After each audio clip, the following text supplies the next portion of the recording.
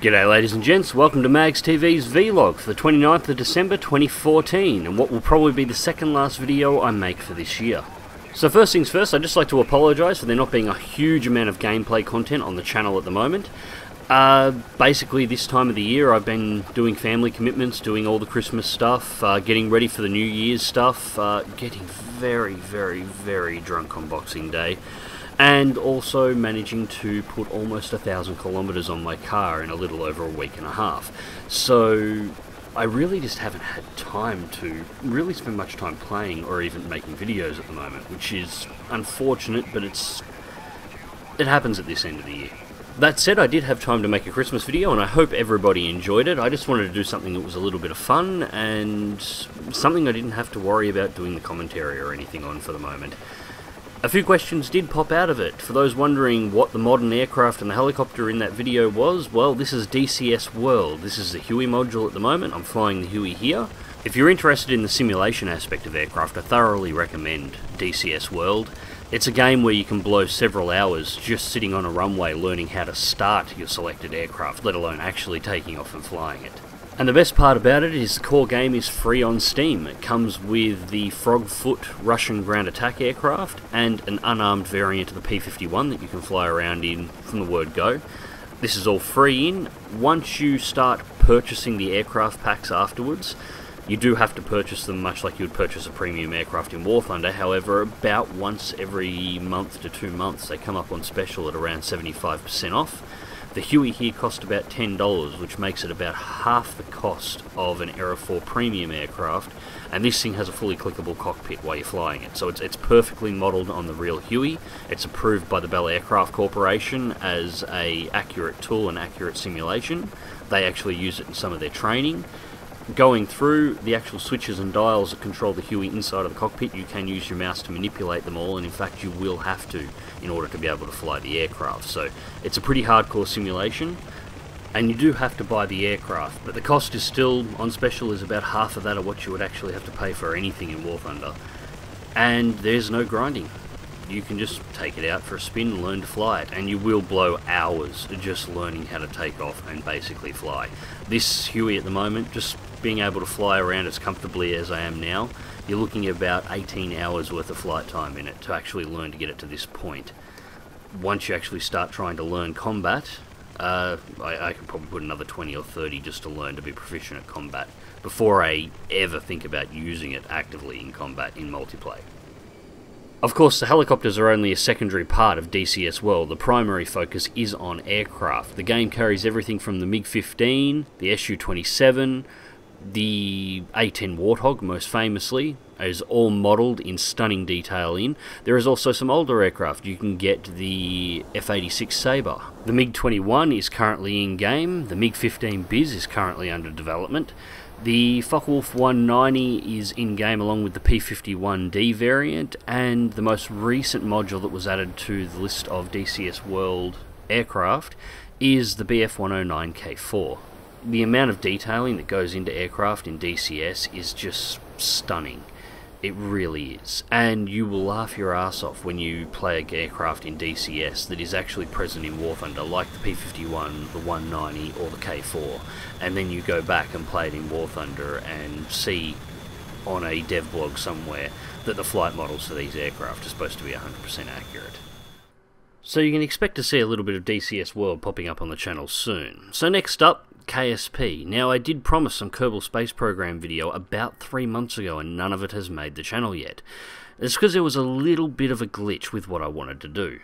Right about the time I was planning to start my KSP videos, patch 0.25 released for Kerbal Space Program, so I decided to update before I started. This turned out to be a terrible idea. Patch 0.25 was one of the worst, most unstable patches that I've ever seen Squad release. Now, to be perfectly clear here, Squad are amazing developers. 0.25 being unstable meant that it was perfectly playable by those who don't mod.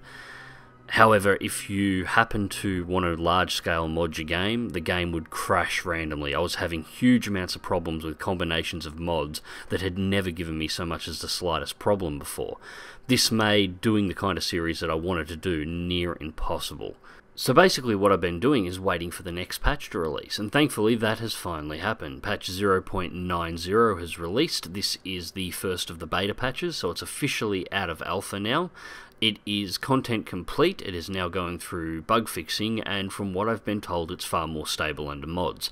So at the moment I'm just waiting for the last couple of mods that haven't been updated to 0.90 to be finished, and a couple of updates to go through. Then I'll be modding the hell out of my new version of Kerbal Space Program and starting my series. Hopefully I won't have any further glitches. Basically I'm going to try and do a career mode where I'm going to build stable self-sufficient colonies on other worlds. Will I be able to do it, or will it turn into a disaster where I get hundreds of Kerbals killed? I have absolutely no idea, and that's one of the best parts about KSP. Even if you mess it up horribly, it's still insanely fun and addictive, so it doesn't matter. It'll be entertaining one way or another. Something else that I'm going to be doing a couple of videos on in the very near future is The Hunter Primal. This is a game that I recently picked up on early access, and I've been very impressed with its gameplay so far. I was a little concerned when I first saw it after hearing about the debacle that was the Stomping Lands, but it doesn't appear to be the case of what's going to happen this time. The developers of Primal do appear to have a history making these sort of games. They have got games that are on Steam completed and up and running.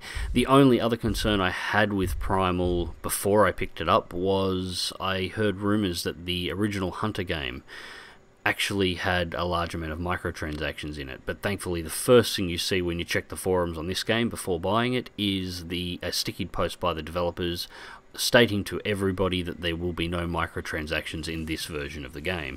So decided it was worth picking up and having a look on special, and yeah, I'll be doing some videos showing you what it's like soon.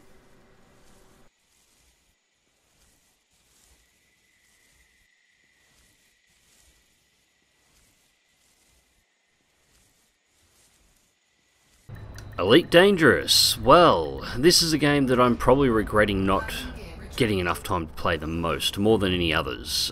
Between Christmas stuff, patch 1.45, I really haven't had the time to play this game since it was released.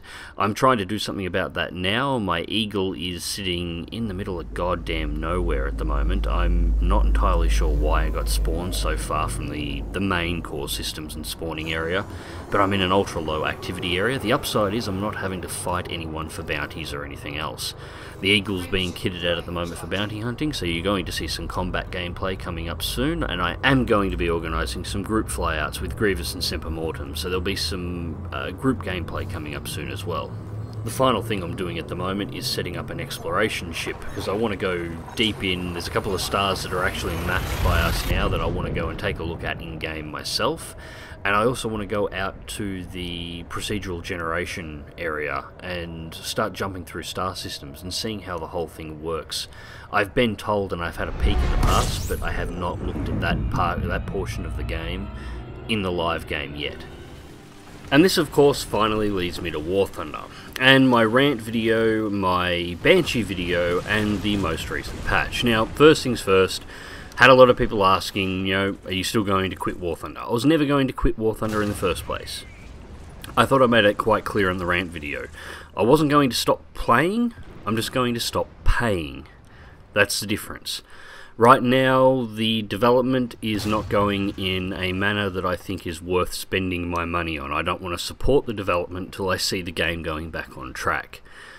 That's my choice to make, and that's what I'm doing. But I was never going to stop playing the game. So don't worry, your War Thunder content will be resuming on this channel probably in the new year, once the madness of this end of the silly season has finally gone away and things start returning to normal. Which of course leads on to the second question: what is my opinion of the latest patch changing the BRs? I think it was a pretty good patch. A lot of the BRs were changed to BRs that actually very close to, if not identical to, what I was recommending for a lot of the aircraft that were changed. The thing is, it was a patch that simply changed the BRs to what they should have been in the first place. It took 30 seconds of me looking at an aircraft to realise this is where these planes should have been. And while the Banshee has been changed relatively quickly, some of the planes that actually received the BR changes in this patch have been waiting for a BR change for months. why did it take so long? That being said, the patch went live at midnight on Christmas Day for me, so thank you Gaijin for the first Christmas present that I received in 2014. Now what I would really like to see is an entirely overhauled matchmaker as a New Year's present for the entire player base. That would be awesome. So that's pretty much all there is for today's vlog. All this was is a bit of an update for the end of the year. Wish everyone a Merry Christmas or Happy Holidays and a Happy New Year. There will probably be one more video this year.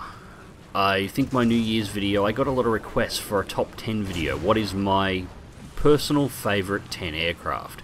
Not necessarily based on performance or anything else, just the 10 aircraft that I prefer to fly. So I think I'm going to make that video as a New Year's one. Normal service will resume in the new year. And I think I'll just wrap this up with this couple of clips. Now, what the hell's going on in the background at the moment? Well, this is Russia versus Germany simulation tank wrestling. I'm driving the first Panther, and yeah, this was fun.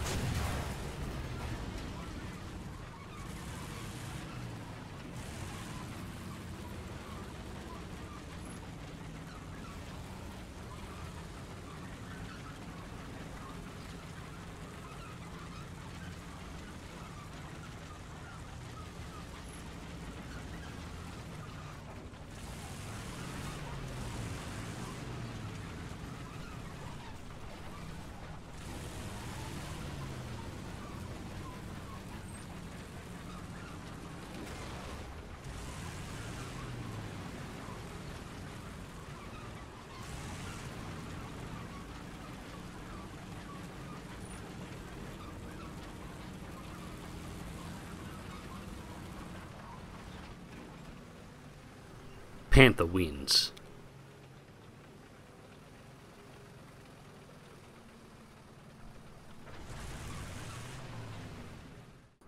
And the last clip of this video, so many people asking what the gurgling sound is in the back of some of my videos. This is my turtle tank that I have running in the background. What you're hearing is the sound of that filter running in the back. The small turtle here is Squirt. He's probably a 4-month-old Murray River long-necked turtle.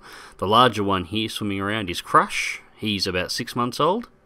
Sorry for the poor quality video. This was recorded on my phone, but now you get the idea. This is what you're hearing in the background of some of my videos, especially when I'm doing live commentary and I'm not in a position to be able to turn it off as I am now.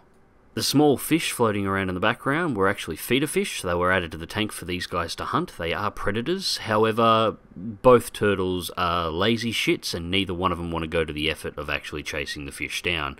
The fish have absolutely no fear of them. They do eat some fruits as well. They actually have a soft spot for grapes, so they chew away on those as well. Anyways, ladies and gents, I'm calling this one here. Whatever you're playing, enjoy playing it. Click like if you do, subscribe if you want to see more. Fly smart, fly safe, and I'll catch you in the skies.